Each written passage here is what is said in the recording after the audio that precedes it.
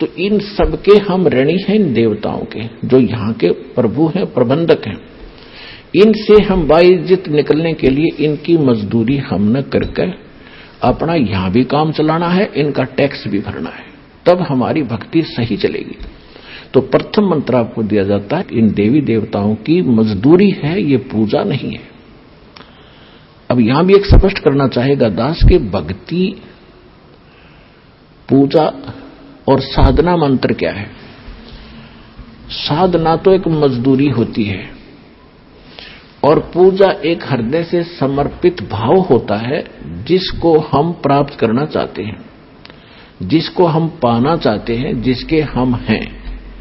अब जैसे पतिव्रता लड़की होती है, वो अपनी ज्वाइंट फैमिली में रहती है, सह परिवार होता है, जैसे जेठ भी, जेठानी भी, देवर भी, देवरानी भी, सास ससुर भी, ननद भी, सभी होते हैं।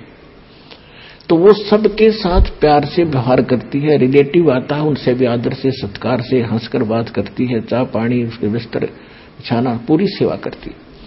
तो वो लड़की वो सबका सत्कार कर रही है, उनकी पूजा नहीं कर रही। वो पूजा तो अपने पति की कर रही है।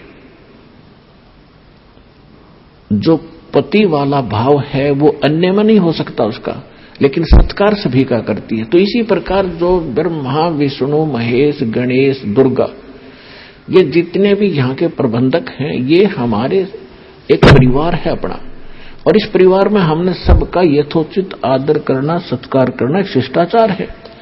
इसको नहीं करेंगे तो भी हम दोषी हैं, हम निकम्मी आत्मा है, और हमने बनना है अच्छी आत्माएं। तो अच्छी आत्मा तो सभी को नमन करती है, विनम्र भाव रखते हैं, सबके प्रति एक श्रद्धा रखते हैं। लेकिन पूजा जो वो अलग चीज होती है। अब जैसे जब हम यहां से चलेंगे, जैसे एक पतिव्रता लड़की परिवार में रह रही है, जैसे आपको बताया, तो पूजा तो अपने पति की कर रही है वह, लेकिन पता उस दिन चलेगा जब वो अलग होंगे, भिन्न होंगे। जब वो अलग होंगे, न्यारे होंगे, तो वह लड़की के हिस्से में जितने भी बर्तन आवेंगे, कोई चारपाई, गदला, रजाई आवेगी, वह उठा के सारे अपने उस कमरे में रख लेगी जो उसके पति के हिस्से में आया है, और एक चम्मच भी ना छोड़ा अपने हिस्से की, सारी ठाक अपने पति के साथ चली जाएगी। तो उस दिन पता चलेगा वो पूजा किसका करे थी। वो पूजा अपने पति की करे थी और सत्कार सभी का करे थी। इसी प्रकार हम इस संसार में रहेंगे, हम सबका सत्कार करेंगे, लेकिन पूजा हम अपने मालिक की करेंगे, अपने परम पति की करेंगे, जो सबका मालिक है, कबीर भगवान की करेंगे। और ये सभी जितने भी यहाँ के, जैसे असुर निगंध रामायणी में हम सबका सत्कार करते हैं, छोटे से लेकर 500 तत्वों तक की आरती इसके अंदर आ जाती है। तो हम सबका सत्कार करते हैं। सत्कार करने से विनम्रता आती है, और ये फिर ये ब्रह्मा, विष्णु, महेश या जितने भी कोई भी है देव, ये आपको टच नहीं कर सकते। इनके ऊपर फिर डंडा है परमात्मा का कि ये आपका एक सत्कार करते हैं, और फिर भी आप इनको सताओगे तो इनको ज्यादा सजा मिलेगी। ये जो आपको विधि बता रखी, ये आपके प्रोटेक्शन के लिए है, भगवान का विधान बनाए रखने के लिए है, और आपको इस संसार रूपी सागर से पार होने के लिए सफर में सहयोगी रहेंगे, आपका प्रोटेक्शन करेंगे ये देवता, और सभी आपके घरों के चारों तरफ पहरे दिया करेंगे। तो सतगुरु कबीर साहब के इस नाम से जुड़ जाएगा।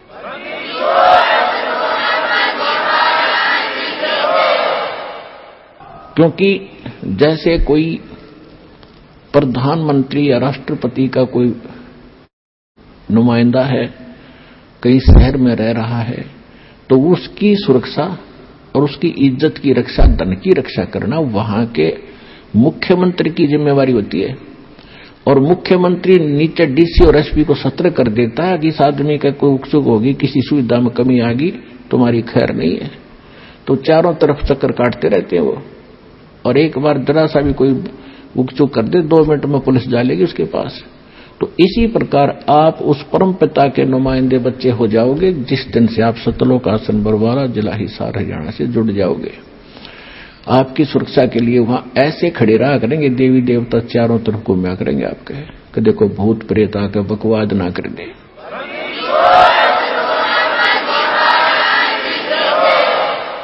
तो यहाँ के जो मंत्री, प्रधानमंत्री, ये जो ब्रह्मा विष्णु महेश, ये काल, ये भी थर थर कांपते उस परमात्मा से। काल डरे करतार से, जय जय जय जगदीश से, ये जोरा जोड़ी झाड़ता भाई पगरज डारे से। गरीबदास जी कहते हैं कि काल डरे करतार से। करतार कौन है?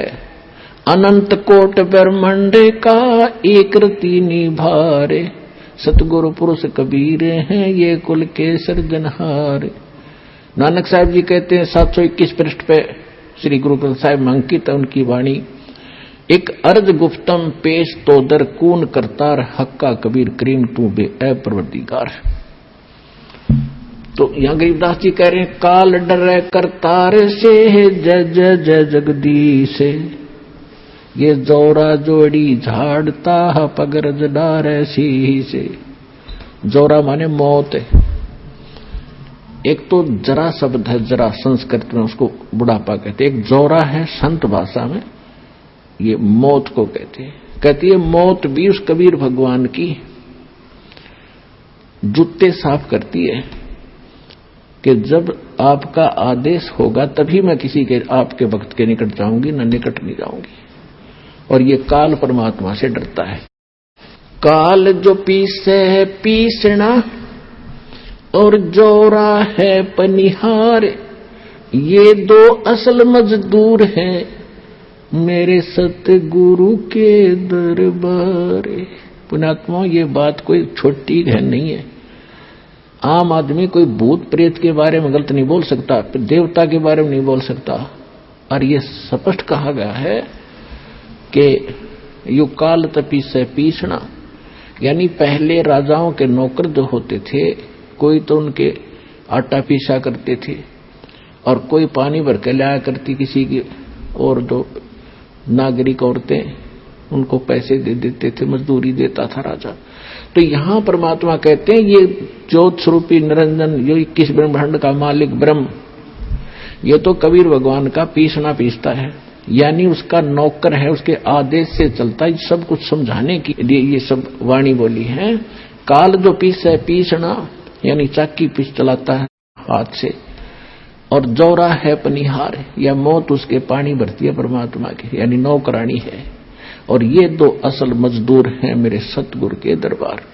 क्योंकि आंखों देखा भगवान की महिमा से परिचित होकर गरीबदास जी कह रहे हैं। तो यहां प्रसंग जो चल रहा है कि सत्कार और पूजा और साधना में सत्कार में अंतर होता है। साधना और पूजा में अंतर कैसे होता है, एक और उदाहरण देते हैं आपको। जैसे हम ये मंत्र जाप करते हैं, बाकी एक नाम को छोड़ के, सार नाम को, बाकी तो ये अन्य मंत्र यहीं के हैं, सारे कुछ आपको पता ही है। लेकिन हमारा उद्देश्य, ये तो हमारे इंस्ट्रूमेंट हैं, ये हमारे औजार हैं उस पूज्य वस्तु को पाने के लिए। जैसे हमने हैंडपंप लगाना है, तो हैंडपंप लगाने के लिए हम जो भी साधन प्रयोग करेंगे वो तो साधना है, वो हमारी पूज्य नहीं है।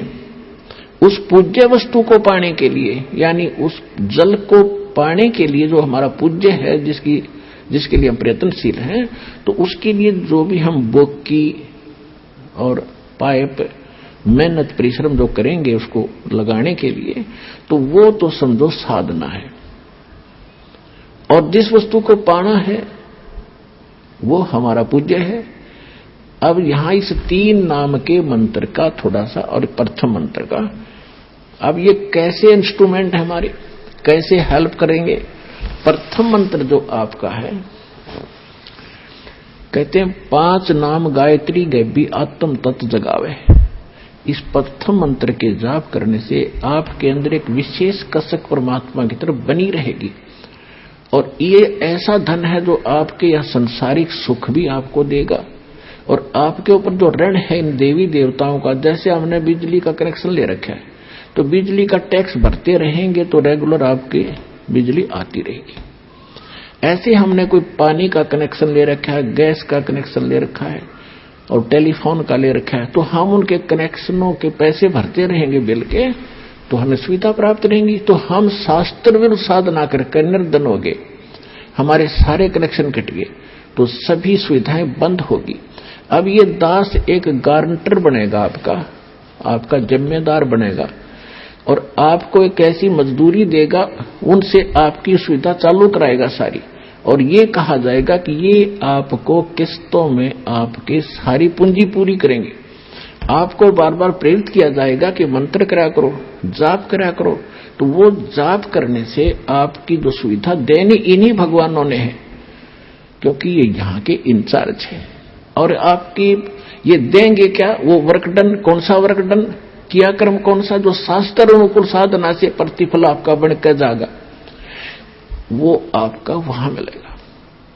और देंगे ये ब्रह्मा विष्णु महेशी, तो ये आपको तभी देंगे जब आप सही साधना शास्त्र अनुकूल करेंगे। शास्त्र अनुकूल साधना के अंदर प्रथम गुरु हो, गुरु पूरा हो, अधिकारी हो, उससे नाम लेकर फिर आप जाप करो, फिर आपकी सुविधा चालू हो जाएंगी। उनका टैक्स भी भरता रहेगा और आपका भी गुजारा होता रहेगा। यानी जब तक यहां रहोगे फिर हम आगे चलेंगे। तो उसके लिए समझ लो, आपने प्रथम मंत्र तो ऐसा है कि जैसे आपने ट्यूबवेल लगाने के लिए वो इंस्ट्रूमेंट खरीदे, वो हैंडपंप लगाने के लिए, वो आगे तेरे। अब वो काम क्या करेंगे, अब सेकंड मंत्र है सांस उश्वास का।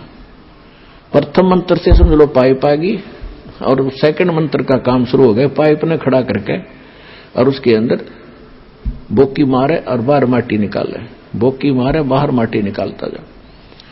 तो हम श्वास उश्वास का नाम जो जाप आपको दिया गया सतनाम के 2 अक्षर का, जिसमें एक ओम मंत्र है, एक सांकेतिक तत् है। गीता अध्याय नंबर 17 के श्लोक नंबर 23 में ओम तत्सत, ओम और तत् मिलकर एक सतनाम बनता है। तो इस 2 अक्षर का नाम है सतनाम। इस 2 अक्षर के मंत्र का नाम सतनाम, सतनाम माने सच्चा नाम, इसको सतनाम भी कहते हैं, सच्चा नाम भी कहते हैं। तो इस सतनाम का काम है 2 अक्षर के का। जैसे एक मंत्र बाहर छोड़ते एक अंदर लेते, तो ऐसे बोकी नीचे मारी बाहर निकाली, बोकी मारी नीचे बाहर निकाली मिट्टी, और फिर धीरे धीरे पाइप नीचे जाती गई। पाइप पहुंच गई जल तक, जहां जल आ गया। तो ये काम हो गया सतनाम का, बोकी ने अपना काम कर दिया। अब इसके बाद फिर सार नाम, उस सार शब्द का काम शुरू होगा। वो रह गया हैंडपंप जो ऊपर मशीन लगाया करे। ये सार नाम कहो, सार शब्द कहो, आदि नाम कहो, इसकी भी मेहनत करनी है, इसको भी चलाना पड़ेगा, तभी वो पूज्य वस्तु प्राप्त होगी जब जल सर्व मिलेगा आपको। तो गीता अध्याय नंबर 17 के श्लोक नंबर 23 में बताया है कि 3 मंत्र का जाप है उस जल को पाने का। ये मंत्र है उस सच्चिदानंद घन ब्रह्म के पाने का। ये सभी मंत्रों की हमने साधना करनी है, तब पूज्य वस्तु सच्चिदानंद घन ब्रह्म यानी पूर्ण परमात्मा प्राप्त होगा। ये है विधि।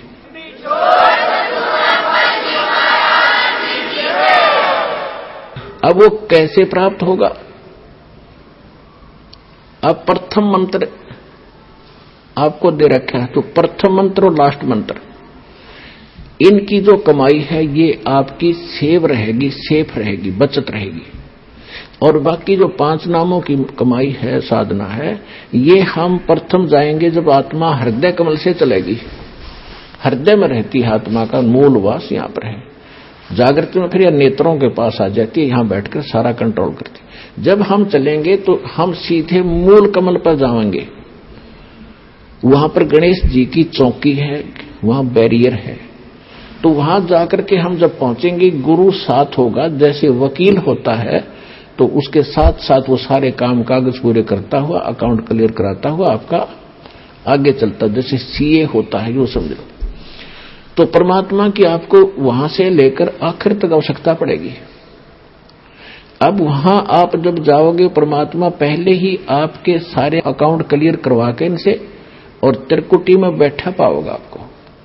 जब आप यहां से चलोगे, संसार छोड़कर मूल कमल में जाओगे, जहां गणेश जी का कमल है, तो वहां आपके अकाउंट क्लियर, सारे क्लियर पाओगे और आपको तुरंत रास्ता दे दिया जाएगा, चलो जी जाओ, आप कागज पूरे आपके, जाइए। फिर आप आओगे सावित्री ब्रह्मा जी वाले कमल में, जिसको अधिष्ठान चक्र कहते हैं, स्वाद चक्र भी कहा है। इसी तरह वहां से आपको क्लीन चिट तैयार में लगी, आप जाइए। फिर इसमें नाभि कमल में आओगे विष्णु जी के कमल में, फिर यहां से भी आप आगे चलोगे कि आपका अकाउंट क्लियर, जाइए हृदय, फिर कंठ कमल, फिर आप पहुंचोगे त्रिकुटी पे। जब आप त्रिकुटी पर पहुंचोगे वहां परमात्मा मिलेंगे इस दास के रूप में। अब जैसे आप यहां गुरु जी के प्रति जैसा व्यवहार, जैसा विचार और जैसी श्रद्धा आपकी है, ये आपकी यहां रिहर्सल कराई जाती है कि गुरु मानुष कर जानते ते नर कहिए अंध, ओवे दुखी संसार में आग काल के फंदे। गुरु को मानुष नहीं जाने, गुरु गोविंद कर जानियो, रहियो शब्द समाए, मिले जब दंडवतम बंदगी, नहीं पल पल ध्यान लगावे। गुरु गोविंद दोनों खड़े काके लागू पाए, बलिहारी गुरु अपना जिन गोविंद दियो मिलाए। अब परमात्मा ने यह सिद्ध करना हमारे को एक ट्रेनिंग दे रहे हैं कि जैसा व्यवहार आप इस दास के प्रति कर रहे हो ऐसा ही भगवान के प्रति माना जाएगा, और जैसा आप दिन में रिहर्सल कर रहे हो रात में सौपन भी वैसे ही आएंगे।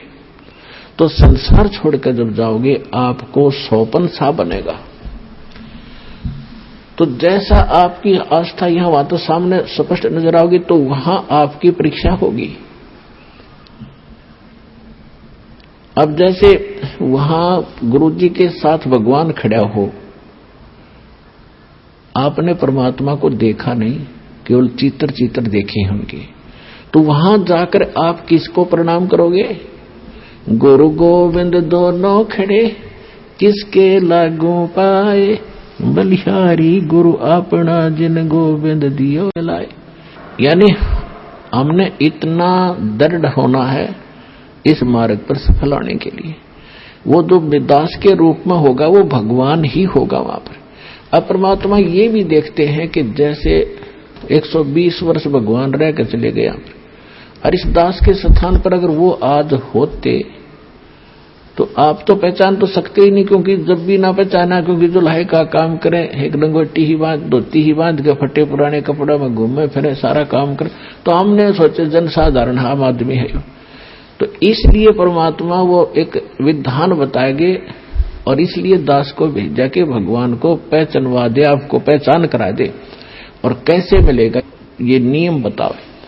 तो जैसे उस समय भगवान होते इस दास के स्थान पर आप जैसा व्यवहार करते, तो भगवान ये सब आपकी अकाउंट जमा होता रहता आपका कि इसका कैसा व्यवहार है, कैसा विचार है। तो अब दास ये देख रहा है, दास के प्रति जैसा आपकी भावना, जैसे आपके विचार, आपकी श्रद्धा है, तो आपकी वहां बुक में लिखे जा रहे हैं।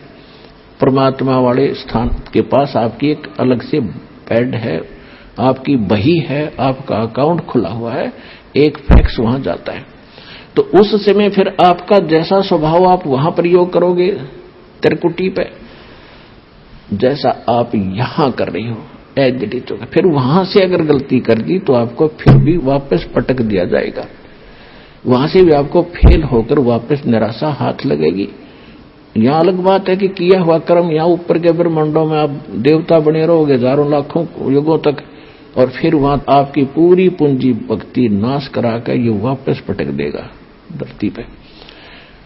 तो इससे बचने के लिए जो पहले हम मार खा गए, हमने धोखे खाए, उससे बचने के लिए अब ये फावल पॉइंट बताए जाते हैं। इसमें दृढ़ रहना बच्चों, बार बार यही आपको बताया जाता है। जब आप त्रिकुटी पर पहुंचोगे तो वहां ये नीचे के मंत्र तो हो गए साफ, कंठ कमल तक सारे आपका हिसाब किताब हो गया। आपके साथ वो 2 मंत्र का जाप वो और साथ है। यहाँ कंठ कमल से लेकर त्रिकुटी तक जाने का बहुत लंबा रास्ता है। ये तो एक यहाँ तो मैप है, वहां ओरिजिनल चीज है। तो वहां जाने के बाद जब आप पहुंचोगे तो 2 मंत्र आपके पास होंगे। 3 मंत्र होंगे, उनकी कमाई आपके साथ होगी। ओम तो ब्रह्म का है, और दूसरा जो मंत्र सांकेतिक आपको दिया जाता सतनाम में, वो अक्षर पुरुष का मंत्र है, सात संग ब्रह्मांड के स्वामी का। अभी तक हमारे को 10वां द्वार का ही ढोल पीटा गया ऋषि वैऋषियों के द्वारा। और एक जम्मू के अंदर मधु परमहंस को और कबीर पंथी को और कह का पता नहीं इसने, और वो कबीर साहब की कितना अधूरी सी बाणी पढ़ ली, 11वीं खिड़की एकादश,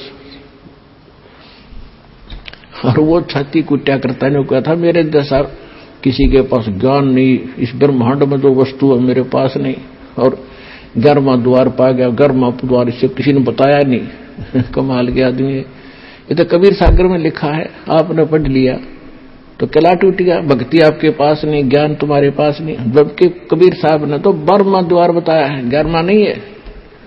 11वां तीस अक्षर पुरुष के लोक में जाता है, इसने उसका भी ना पता, वो सुन रखी है 11वां द्वार एकादश खिड़की लगी। अब क्या है, जो ओम नाम के जाप का कमाई है वो वहां त्रिकुटी पर अकाउंट करवा दिया जाएगा। धर्मराज के दरबार में जाएंगे, परमात्मा आपके साथ होगा इस दास के रूप में, और उनसे कहेगा भी इसका हिसाब करो। गीता अध्याय नंबर 18 के श्लोक नंबर 66 में आपका विधान है, क्योंकि वहां जैसे वकील बताते हैं जजों के सामने जी ऐसा सब उस धारा में ऐसा लिखा है, ऐसा लिखा है, ये खरा उतरता है, तो जज उसको स्वीकार करता है। तो जाते ही अब जैसे कबीर साहब के एक शब्द है, कर ले गुरु वकील मुकदमा भारी है, भाई कर लो गुरु वकील मुकदमा भारी है। तो गुरु एक वकील का भी काम करेगा आपका।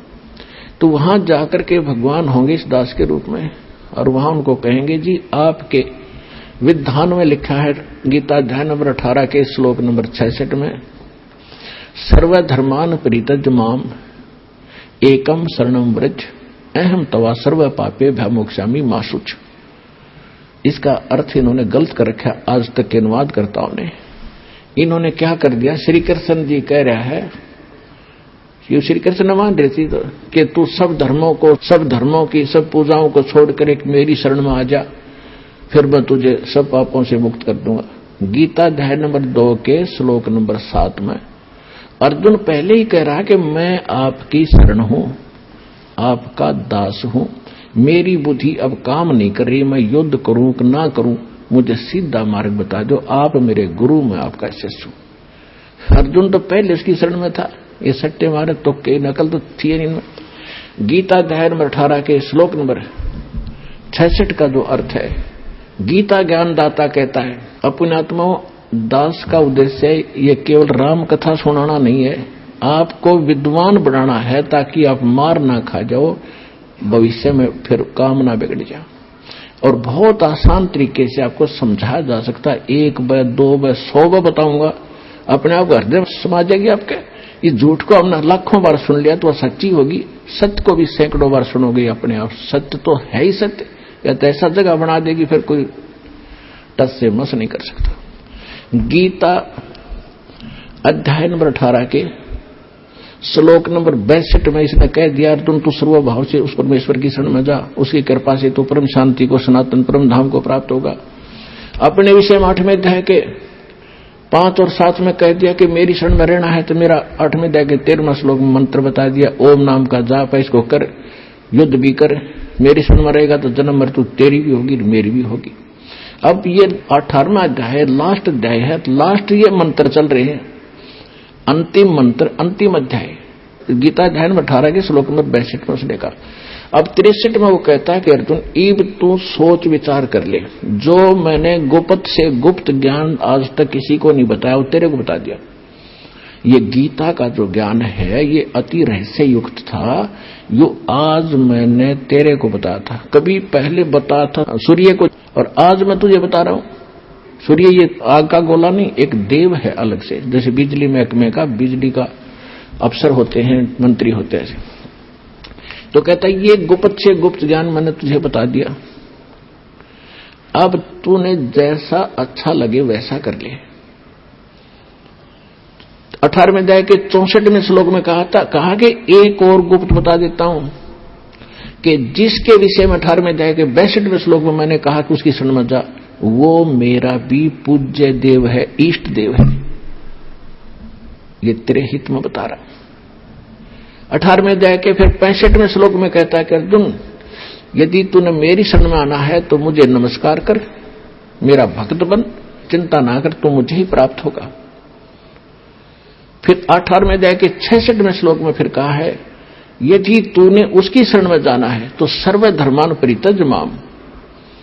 18वें अध्याय के 66वें श्लोक में कहा है कि आपने 18वें अध्याय के 62वें में जिसके बारे में मैंने कहा श्लोक में, उसकी शरण में जाना है और सदा जन्म मृत्यु से रहित हो जाना है, कंप्लीट आपने पीस चाहिए, संपूर्ण शांति चाहता है, तो मेरे सतर की 18वें अध्याय के 66वें श्लोक में कहता है, सर्वधर्मान परित्यज माम। मेरे सतर की जो पूजाएं हैं, इसके सतर की कौन सी पूजाएं हैं? ये 500 यज्ञ करते हैं, ओम नाम का जाप आप श्वास से जो जाप करते हैं, ये उसके सतर की, ब्रह्म के सतर की भक्ति पूजाएं हैं। ये मुझे छोड़ दे, मुझे दे दे।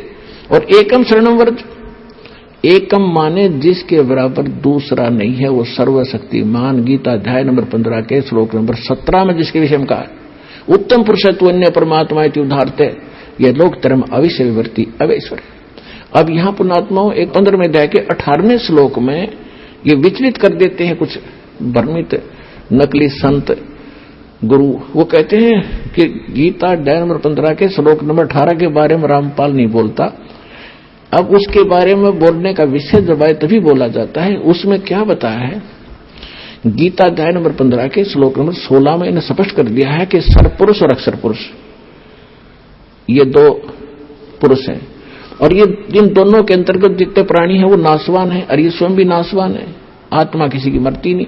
उसने स्पष्ट कर दिया 15वें अध्याय के 70वें श्लोक में कि वो पुरुषोत्तम तो कोई और है। उत्तम पुरुष कहो चाहे पुरुषोत्तम कहो।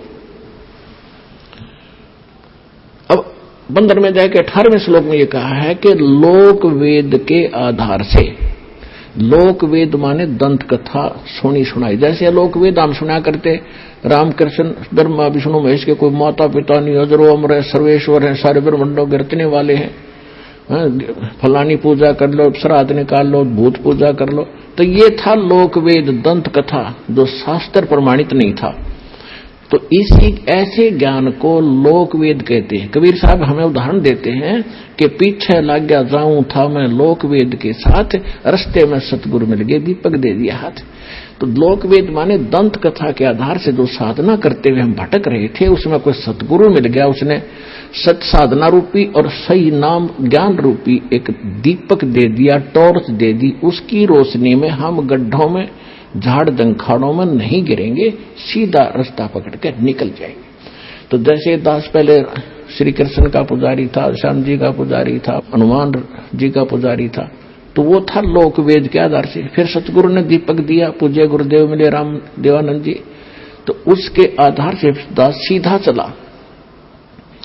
तो यहां परमात्मा हमें बता रहे हैं कि पीछे लग गया जाऊं था मैं लोक वेद के साथ, और इस भक्ति रूपी सफर में सतगुरु मिल गए, दीपक दे दिया हाथ। तो यहां गीता अध्याय नंबर 15 के श्लोक नंबर 18 में गीता ज्ञानदाता कहता है कि मैं लोक वेद के आधार से पुरुषोत्तम प्रसिद्ध हूं, क्योंकि जितने मेरे अंतर्गत प्राणी आवे हैं, इंक्लूडिंग ब्रह्मा विष्णु महेश, इनसे मैं उत्तम हूं, इनसे ताकतवर हूं, इसलिए मैं पुरुषोत्तम नाम से प्रसिद्ध हो गया लोक वेद के आधार से, दंत कथा से। लेकिन उत्तम पुरुषत्व अन्य परमात्मा इति उदाहरत है, यह लोक धर्म अविषय विवर्ती अवैश्वर है। गीता अध्याय नंबर 15 के श्लोक नंबर 17 में स्पष्ट कर रखा हो, तो वो कोई और है।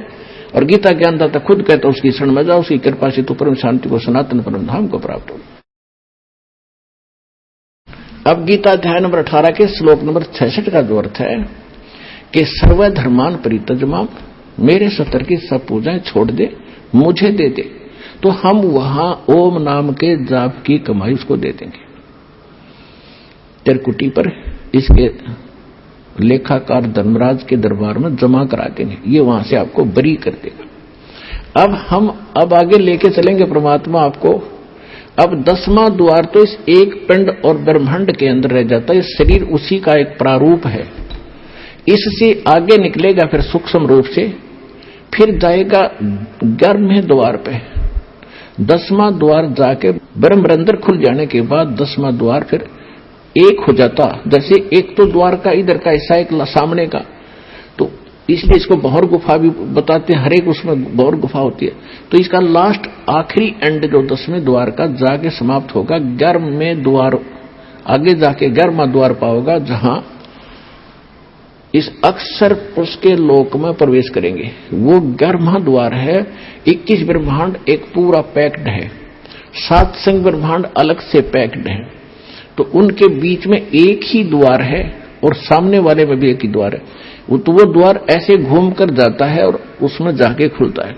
तो 11वां द्वार जो है सरपुरुष के 21 ब्रह्मांड पार करके से निकलेंगे और उसमें प्रवेश करेंगे अक्षर पुरुष वाले, वो 11वां द्वार है। फिर अक्षर पुरुष के लोकों को पार करते हुए 7 संग ब्रह्मांडों को हम पार करके आगे जाएंगे। वहां जो तत्व मंत्र है सांकेतिक सतनाम के अंदर 2 अक्षर में जो एक मंत्र है, ओम से दूसरा, इसकी कमाई हम वहां देंगे। और उसके 7 संग ब्रह्मांडों को पार करने का वो टैक्स है, उसका किराया है। अब हमारे पास रह जाएगा सत्य सार नाम की कमाई। उसको लेकर हम फिर 11वां द्वार पार करके 12वें द्वार को पार करेंगे। वो सतलोक में प्रवेश करावेगा और ये सत्य नाम सार नाम की कमाई हमारे साथ वहां जाएगी। ऐसे हम मोक्ष प्राप्ति करेंगे और नीचे से लेकर ऊपर तक आपको गुरु की आवश्यकता पड़ेगी। तो यहां कहते हैं गुरु बिन माला फेरते, गुरु बिन देते दान, गुरु बिन दोनों निष्फल हैं, चाहे पूछो वेद पुराण। कबीर हरि जय रूठ जा, गुरु की शरण में जावे, कहे कबीर गुरु रूठ गए तो हर ना करे सहाय। अब रामानंद जी का प्रकरण अभी बहुत शेष रह गया है, फिर आगे बताएंगे, क्योंकि इन महापुरुषों को आधार बनाकर आपको यथार्थ ज्ञान से परिचित कराया जाता है। ये सत्संग का उद्देश्य होता है कि उसमें सत्य ज्ञान ही बता जाए। ब्रह्म पिता परमात्मा पूर्ण ब्रह्म सर्व सृष्टि रचनहार कबीर परमेश्वर जी की असीम रजा से आप सभी पुण्यात्माएं सत्संग सुनने के लिए उपस्थित हुए। परमेश्वर की असीम रजा हो जाती है, उन्हीं पुण्यात्माओं को मानव शरीर प्राप्त होता है। मानव शरीर प्राप्त करके जिनकी भक्ति में रुचि है, श्रद्धा आस्था है, वो और भी अच्छी आत्माएं हैं। और परमात्मा की तड़फ में भटक रही उन आत्माओं को सत्संग मिल जाता है, सतगुरु मिल जाता है, सच्चा मार्ग मिल जाता है, तो वो पुण्यात्माएं परमात्मा की विशेष लाडली होती हैं। आप सभी पुण्यात्माएं उन तीसरे प्रकार की उत्तम आत्माओं में से हो जिनको मानव शरीर प्राप्त है, परमात्मा की तड़फ में भटक रहे थे, आपको सत्संग मिला, सच्चा नाम मिला, सच्चा ज्ञान मिला। तो सत्संग मिलने से, सतगुरु मिलने से जीव का उद्धार होता है, मनुष्य जीवन सफल होता है। सत्संग में आने से प्राणी को ज्ञान होता है, मेरा यहां मनुष्य जीवन प्राप्ति का क्या उद्देश्य है और किस उद्देश्य को लेकर मैं जी रहा हूं। जो क्रियाएं, साधनाएं और जो संपत्ति में एकत्रित कर रहा हूं, ये मेरे साथ कितने समय तक रहेंगी। सत्संग में आने से ही आत्मा सतर्क होती है। सत्संग से पता चलता है कौन से कर्म करने चाहिए, कौन से ना करने चाहिए। जब तक हम सत्संग नहीं सुनते तो हम अपने अपने प्रत्येक कार्य को ठीक मानकर कर रहे होते हैं। चाहे कोई शराब पी रहा है, चाहे कोई रिश्वत ले रहा है, चाहे कोई मिलावट कर रहा है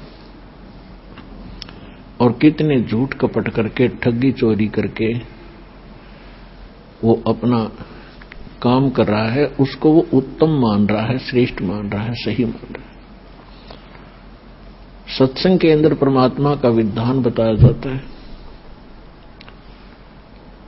और उस विधान का जो उल्लंघन करता है उसको क्या सजा मिलती है, उसको कितना दंड मिलता है, ये भी परमात्मा के विधान में लिखा हुआ है, वो सत्संग के अंदर बताया जाता है। जब जीव को, जो प्राणी को परमात्मा के विधान का ज्ञान होगा तो फिर वो परमात्मा से डर के अपना जीवन सफर तय करेगा, बहुत से पापों से बचेगा और फिर सत भक्ति करके मनुष्य जीवन को सफल करेगा। परमात्मा हमें याद दिलाते हैं कि इस संसार में आकर के आप क्या कर रहे हो, आपने करना क्या चाहिए था।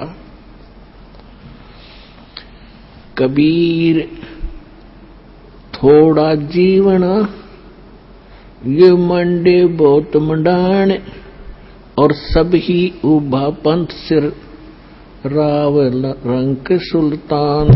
परमात्मा हमें समझाना चाहते हैं कि जीवन तो आपका पता नहीं कितने समय का है। कबीर साहब कहते हैं कि श्वास उश्वास में नाम जपो, व्यर्था श्वास मत खो, न जाने इसी श्वास को आवन हो कि न हो। उसके विषय में परमात्मा फिर कहते हैं, कबीर थोड़ा जीवना, ये जीवन थोड़ा, और मंडे बहुत मंडाण, कल्पनाएं पता नहीं कितनी लंबी चौड़ी बना के आपने स्कीम बना कर रख रखी है, और सब ही उभा पंथ सर राव रंक सुल्तान, सभी यहां से चलने वाले मार्ग पर खड़े हैं, कभी भी आपका नंबर यहां से प्रस्थान करने का आ सकता है। कबीर एक दिन ऐसा होएगा सबसे पड़े बिछो, राजा राना राव रंक भाई सावधान क्यों न हो। परमात्मा कहते हैं एक दिन ऐसा होगा आप सबसे विदाई ले लोगे और जिसको आप अपना मान रहे हो ये आपका नहीं है। आप अपने संस्कारवश यहां आए हो, जन्मे हो, संस्कार पूरे होते ही आप यहां से चले जाओगे। ये ज्ञान आपको सत्संग से होता है, सतगुरु कराते हैं और सतगुरु परमात्मा का विधान बताते हैं। परमात्मा ने जो विधान बताया था 600 वर्ष पहले, वो आपको दास बता रहा है, सुना रहा है। एक दिन ऐसा होएगा सबसे पड़े बिछो, राजा राना राव रंक भाई सावधान क्यों न हो। चाहे कोई राजा है या रंक, निर्धन व्यक्ति है, सभी परमात्मा के बच्चे हैं। परमात्मा सभी के लिए एक सामूहिक इंस्ट्रक्शन दे रहे हैं, हिदायत दे रहे हैं। उजड़ खेड़े ठेकरी ये गुड़ गए कुमारे, रावण जैसे चले गए वो लंका के सिकदार। ऊंचा दिखे धौलरा ये मंडी चिती पोले, एक हरि के नाम बिना यू काल मारिया रोड़े। कबीर देवल ढह पड़ा ये ईंट रही संवारे, करते दारा से प्रीतड़ी बाई डहे न दूजी बार। कबीर कहाँ चनाव है मैडिया, ये लंबी भीत उसारे, घर तो 3.5 हाथ बाई गणा 3.25। परमात्मा हमें याद दिलाते हैं कि आप परमात्मा के विधान से अपरिचित और इस नाशवान स्थान को स्थायी मानकर अनजानपने में बड़ी बड़ी कोठियां बनाने में अपना अनमोल मनुष्य जीवन नाश कर रहा है। कहते हैं कहां चिनाव मैडिया कोठियां और लंबी भीत उसार लंबी लंबी द्वार खींच रखी थी। घर तो 3.5 हाथ और घना तो 4.25। इस टाइम पास करने के लिए इस लोक में परमात्मा बताते हैं कि ज्यादा से ज्यादा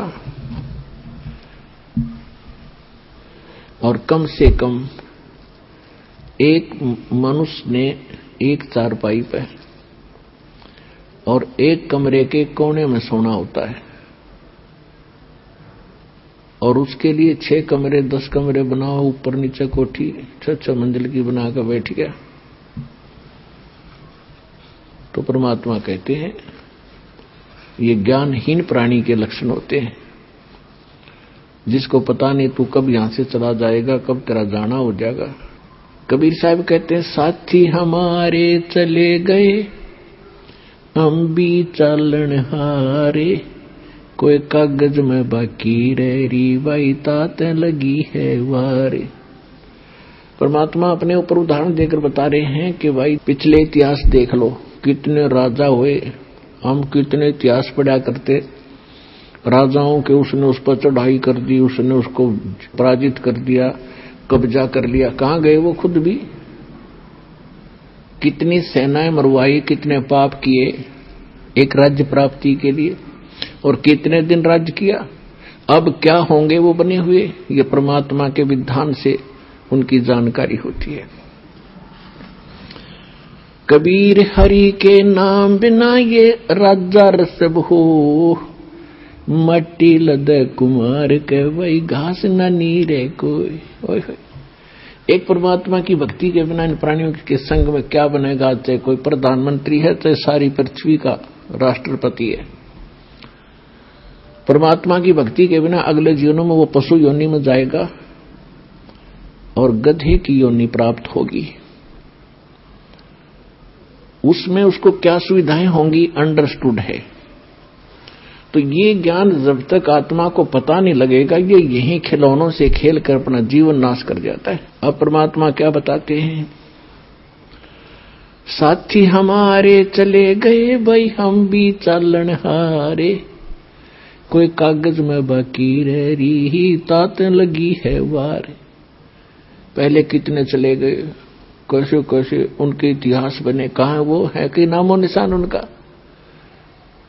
और आगे उनके साथ आज क्या बीत रही होगी, कोई पशु बना, कोई पक्षी, कोई चूहा बनकर धक्के खा रहा है। ऐसे गंदे लोक में हम क्या बनकर बैठ गए। तो परमात्मा आकर आंख खोले हमारी, और काल हमारे को यहां बस उल्टी शिक्षा देकर, सारे उल्टे काम करवा के जीवन नाश करवा देता है इस प्राणी का। फिर ये बड़ा खुश रहता है। और जब परमात्मा आते हैं या उनका सत्ज्ञान प्रारंभ होता है तो उसको बड़ी बेचैनी हो जाती है। पुणात्माओं, सत्संग के अंदर प्रत्येक पहलू पर ज्ञान दिया जाता है। आज जो बहन बेटियां, जैसे पहले राजा की लड़कियां, राजा की रानियां और भी अच्छे उच्च घराने की जो माने जाते थे, अच्छे इज्जतदार लोग मानते थे संसार की दृष्टि से, उनकी बहू बेटियां सत्संग में नहीं जाते थे। अपने घर से भी बाहर कदम बहू बेटियों को नहीं रखने देते थे। उसमें अपनी हानि और इज्जत का नाश समझते थे। उसके विषय में तत्व ज्ञान में क्या बताया है? बीबी पड़द रहे थी वो डोडी लगे थी बारे, अब गात उघाड़े फिरती है वो बनकुतिया बाजारे। वो पर्दे की सुंदरी सुनो संदेशा मोरे, इब गात उघाड़े फिरती है वो करे सुरायों सोरे। नक बेसर नक पे बनी व पैर थी हार हमेल, सुंदरी से कुतिया बनी अब सुन साहेब के खेल। पुण्यात्माओं, ये विचार करण की बातें हैं, ये परमात्मा का दिया ज्ञान है, किसी डूम बाट के गीत नहीं कि उसने वैसे ही बकवाद कर दी होंगी। ये 100% सत्य है। हमें ज्ञान नहीं था, इसलिए हम इनसे दूर होकर अपना जीवन नाश कर ही रहे थे। अब हमें सतर्कता की घनी आवश्यकता है। अब क्या बताते हैं कि जो वो बहु बेटियां सत्संग में गई नहीं, संतों से संपर्क उनका हुआ नहीं, जो राजा की रानियां काजू किशमिश के युक्त खीर और हलवे बनाकर खाया करती थी, बांदियां नौकरानियां बनाती थी और उनको खाती थी और जूठा छोड़ती थी, उनके जूठे को फिर नौकरानी और उनके परिवार खाया करते थे। ये पिछले जन्म के पुण्य थे उन पुण्य आत्माओं के, जिस कारण से उनको ऐसी सुविधा प्राप्त हुई। वो राजा के घर ब्याही गई, राजा के घर पैदा हुई। पिछले पुण्य थे, पिछली बैटरी चार्ज थी। भविष्य में सत्संग ना मिलने से, सतगुरु ना मिलने से, सच्चा नाम ना मिलने से, सत्साधना ना मिलने से वो अपना इन्वर्टर डिस्चार्ज करके चली गई। यानी सभी पुण्यों का नाश करके वो अपना हाथ झाड़कर चली गई। उस समय तो उसकी इज्जत थी कि घर से बाहर ना निकल जा, और पर्दों में रखा करते थे एडी से लेकर चोटी तक, कहीं हमारी बहन बहु बेटियों का हाथ भी किसी को दिखाई ना दे जा, इसमें इज्जत मानते थे। परमात्मा कहते हैं वो तो बात आपकी ठीक है, लेकिन भक्ति नहीं करी, आगे क्या बना उस इज्जत के साथ।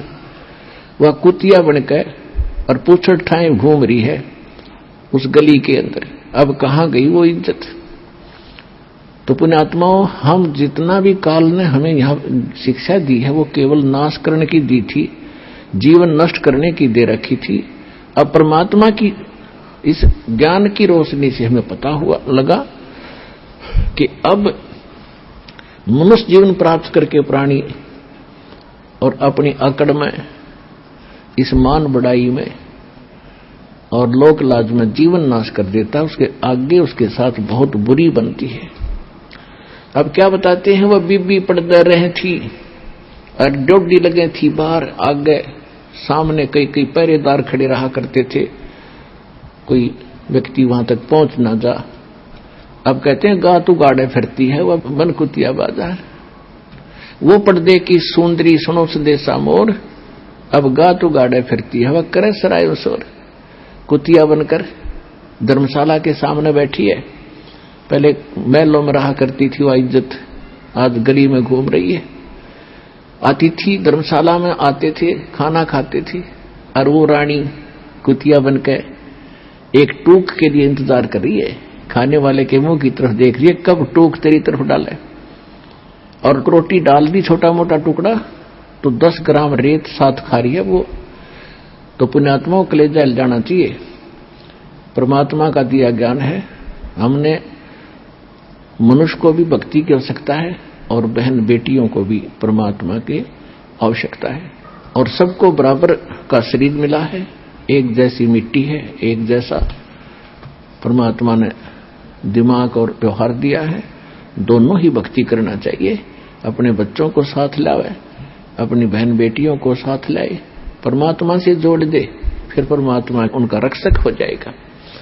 तो हम भक्ति ना मिलने से, सत्संग ना मिलने से, हम अपनी सूझबूझ से जितनी अटकलबाजी हमने की वो सारी विपरीत की।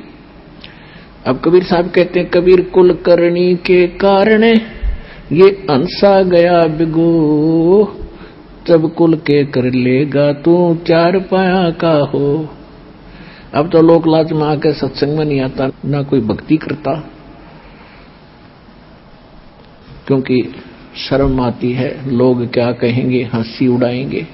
परमात्मा कहते हैं जब यू कुल तेरे परिवार के लोग क्या मदद करेंगे, जिस समय तू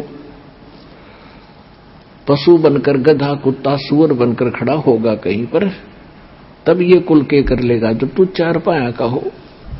राम नाम निज सार है, राम नाम निज मूले, राम नाम सौदा करो भाई, राम नाम ना भूले।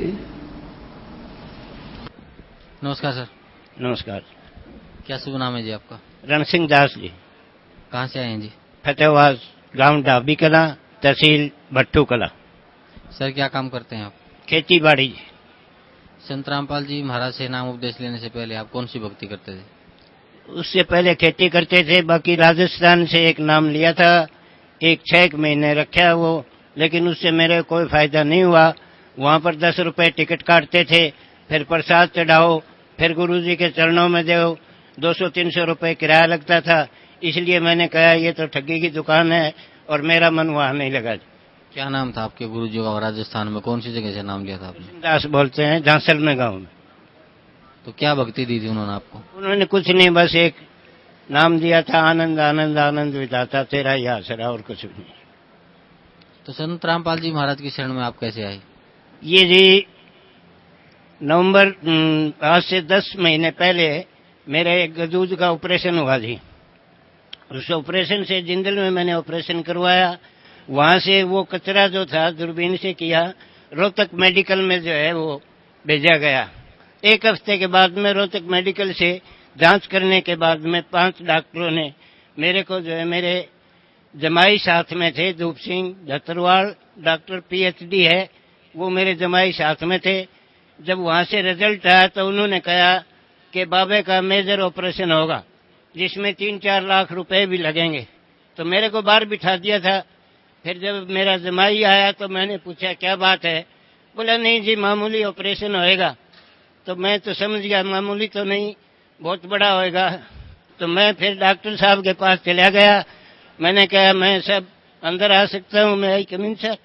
बोले आओ जी। मेरे को स्टूल पे बिठा दिया और पूछने लगे। बोले कोई बात नहीं, 3-4 लाख रुपया लगेगा और मेजर ऑपरेशन हो जाएगा आपका, बिल्कुल ठीक हो जाएगा। मैंने फिर डॉक्टर साहब से ये कहा जी, आप एक तरफ तो मेरे जमाई को, डॉक्टर साहब को PhD पास है, उनको कह रहे थे कि 70 साल से ऊपर का हम ऑपरेशन रेयर केस करते हैं, तो मेरी तो डॉक्टर साहब उम्र 80 साल हो गई, क्या आप मेरे ऊपर कोई एक्सपेरिमेंट करना चाहते हो क्या? मेरी इतनी औकात नहीं है, इसलिए मैं जो है वो मेजर ऑपरेशन नहीं करवाऊंगा। मैंने दुनियादारी देख ली, 80 साल उम्र हो गए, बच्चों के मुंह से जो है वो रोटी का टुकड़ा मैं नहीं छीनना चाहता, इसलिए नमस्कार। मैं बाहर आ गया। मेरी लड़की ने यहाँ नाम ले रखा है गुरुजी से, संतोष नाम है। उन्होंने कहा पिताजी बाद में देखेंगे ऑपरेशन वगैरह। और मेरे को जो है वो मेरी बच्ची ने जो है ज्ञान गंगा पुस्तक दी का आप फालतू टाइम में पिताजी ये पढ़ लिया करो। मैंने सन 56 में हायर सेकेंडरी बॉम्बे से की थी जी। मैंने उस पुस्तक को, ज्ञान गंगा को 2 बार पढ़ा। उसके बाद में शुक्रवार का दिन था और सितंबर का महीना था। 13 तारीख को मैंने लड़की से फोन किया। मगर बेटा क्या कर रहे हो? बोला पिताजी हम तो बरवाड़े जा रहे हैं सत्संग में। मैंने कहा बेटा मैं भी आ रहा हूँ। क्या पिताजी आप अभी रहने दो। तो मैंने जो है वो कहा नहीं, मैं आऊंगा और आकर के मैं सत्संग गुरुजी का सुनूंगा। मैंने यहाँ आकर के गुरुजी का जो सत्संग सुना। सत्संग सुनने के बाद में मैंने यहाँ पर देखा और जिंदगी में वाकई में ज्ञान गंगा जो पुस्तक मैंने पढ़ी, जो उसके अंदर लिखा हुआ था वो बिल्कुल 100% सही हुआ। और वाकई में मेरे दिल ने ये कहा कि अगर सतलोक है तो सतलोक जो है, सतलोक आश्रम बरवाड़े धाम के अंदर है। इसलिए मैंने गुरुजी से नाम लिया। नाम लेने के बाद में जब गुरुजी से दर्शन हुए तो गुरुजी ने ये कहा बेटा पहले कहाँ थे? मैंने कहा जी मैंने बरवाड़ ये राजस्थान से नाम ले रखा था। गुरुजी ने मेरे को कहा वहाँ क्यों छोड़ दिया? मगर जी ज्ञान गंगा पुस्तक मैंने पढ़ी जो मेरी पत्नी ने मेरे को दी थी, उसमें आपने लिखा हुआ है कि एक डॉक्टर से अगर सही इलाज ना हो आप बेशक दूसरे डॉक्टर के पास जाएं। इसलिए मैंने वहां से छोड़ करके और आपके चरणों में आया हूं। और आपसे जो है मैं तो ये कहूंगा कि भारत के अंदर ही नहीं संसार में गुरु जी रामपाल जी जो है वो तत्वदर्शी संत नहीं, परमपिता परमेश्वर है। वर्ल्ड में अगर कोई संत है, कोई परमात्मा है तो सतलोक आश्रम बरवाड़ा धाम के अंदर है। इसलिए मैं आपके चरणों में आया हूँ। और मैंने ऑपरेशन करवाया तो गुरुजी कहने लगे कितने दिन की दवाई बाकी है? मैं कहा जी 2 दिन की। बेटा अब दवाई मत लेना। उस टाइम में गुरुजी ने मेरे सिर पे हाथ रखा, आशीर्वाद दिया। और उस टाइम में मैंने ऑपरेशन करवाया था। मेरा वजन 60 किलो था, आज 64 किलो 64 किलो वजन है। अच्छी भूख लगती है और कोई किसी किस्म की तकलीफ नहीं है। उसके बाद में मुझे सतनाम मिला। फिर मैंने मेरे पोते को नाम दिलाया, पोती को नाम दिलाया, घरवाली को नाम दिलाया। और आज मेरा सभी परिवार जो है सुख और शांति से अपना जीवन निर्वाह कर रहे हैं। सर, परम संत सतगुरु रामपाल जी महाराज से नाम उपदेश लेने के बाद आपकी बीमारी ठीक हुई, आपको जो कष्ट था वो दूर हुआ, तो सर भगत समाज को क्या संदेश देना चाहते हैं आप? भगत समाज को तो फिलहाल मैं यही संदेश देना चाहता हूं कि जिस आदमी का जैसा तजर्बा हो उसी के हिसाब से दूसरे को गाइड करना चाहिए। तो मैं तो यही कहूंगा कि सुबह का भूला हुआ अगर शाम को घर आ जाए तो उसे भूला हुआ मत समझो। इस दास ने जो है 80 साल की उम्र वैसे ही भाट जोकते जोकते कभी किसी के पास चला, कभी कहीं चला गया। लेकिन मुझे को आज तक कोई भी तत्वदर्शी संत 10 महीने से पहले मेरे को कोई ऐसा गुरु नहीं मिला जो पूर्ण परमेश्वर महाराज हो।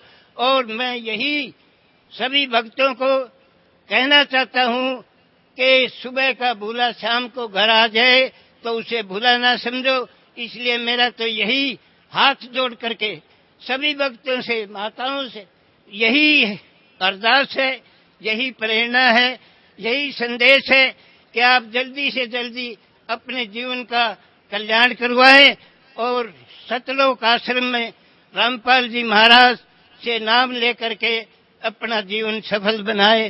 सत साहेब बंदी छोड़ गुरु रामपाल जी महाराज की जय। धन्यवाद आपका बहुत बहुत।